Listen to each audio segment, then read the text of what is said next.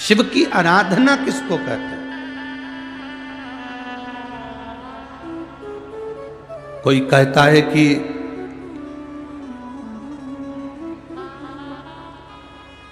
क्यों भटक रहे हो, क्यों जा रहे हो यहां वहां। हम कहते हैं तुम भटको भी मत, कहीं मत जाओ। तुम्हारे घर के नजदीक में जो शंकर का शिवालय हो, तुम्हारे घर के नजदीक में जो शंकर का मंदिर हो, शिव मंदिर हो, शिवालय हो, उस शिवालय में जाकर एक लोटा जल प्रतिदिन चढ़ाना प्रारंभ करो।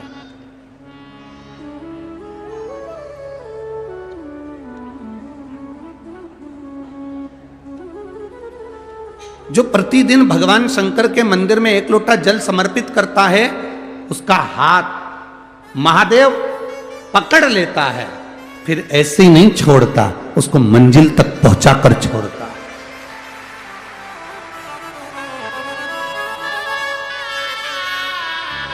वो ऐसे ही नहीं छूट सकता।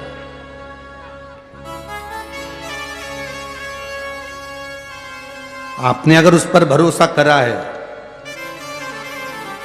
हां थोड़ा कष्ट हो सकता है, थोड़ी तकलीफें आ सकती है, थोड़ा दुख आ सकता है, जिंदगी में थोड़े थोड़े तकलीफें हर मनुष्य के जीवन में आती है। कोई संत, कोई साधु, कोई गुरु, कोई ब्राह्मण, कोई बहुत बहुत बड़ा महाराज भी अगर तुमको कह दे कि उसकी जिंदगी में दुख नहीं है, तो समझ लेना कि झूठ बोल रहा।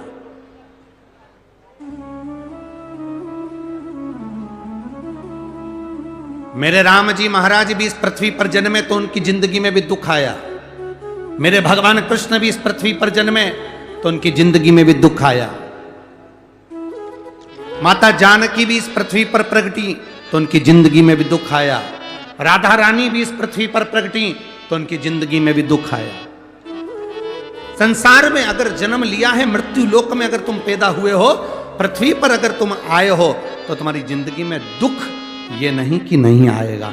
हमारे पूर्व के कर्म के अनुसार हमारी जिंदगी में दुख, हमारी जिंदगी में तकलीफें आती है, पर वो दुख मिटेगा कैसे?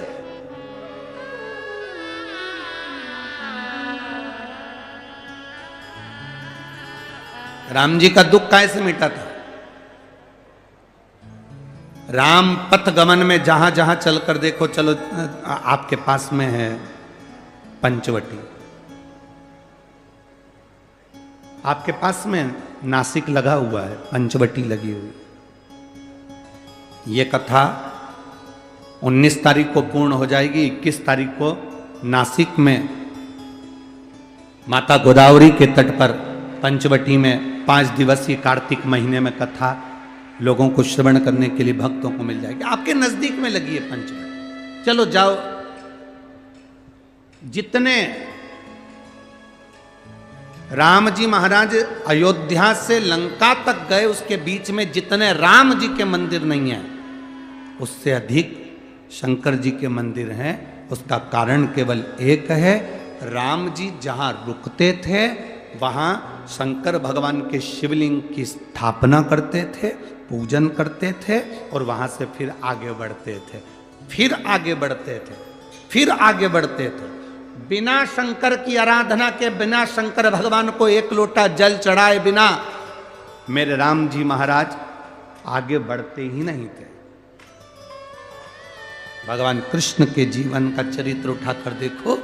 मेरे ठाकुर जी का नियम था, एक लोटा जल चढ़ाए बिना कृष्ण आगे बढ़ते नहीं थे। श्री दशरथ जी महाराज के जीवन चरित्र को उठाकर देखिए। सूर्य नारायण भगवान को जल और शंकर भगवान को जल चढ़ाए बिना दशरथ जी महाराज आगे बढ़ते नहीं थे। श्री जनक जी महाराज के चरित्र को उठाकर देखिए। एक लोटा जल चढ़ाए बिना जनक जी महाराज अपनी सभा में नहीं जाते थे।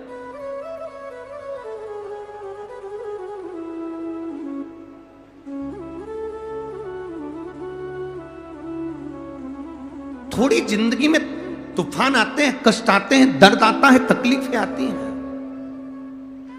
पर तूफान आता है तो पता चलता है ना कि मजबूती कितनी है। अभी पता चला, चला कि नहीं चला? अरे बोलो तो जम के। पता चला ना कि मजबूती कितनी है। ये हवा चलती है, तूफान आता है, तब पता चलता है मजबूती कितनी है।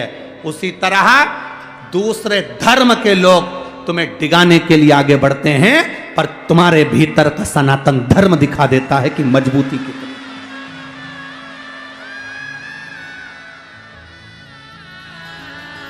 छत्रपति शिवाजी महाराज,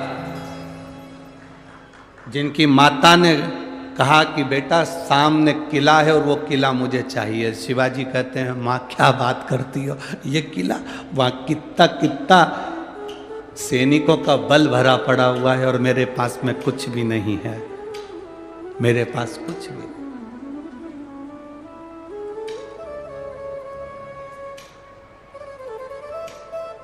जीजाबाई के शब्द जब श्रवण किए, छत्रपति शिवाजी महाराज को छत्रपति का संबोधन स्वयं उनकी माता ने दिया है, स्वयं उनकी माता ने।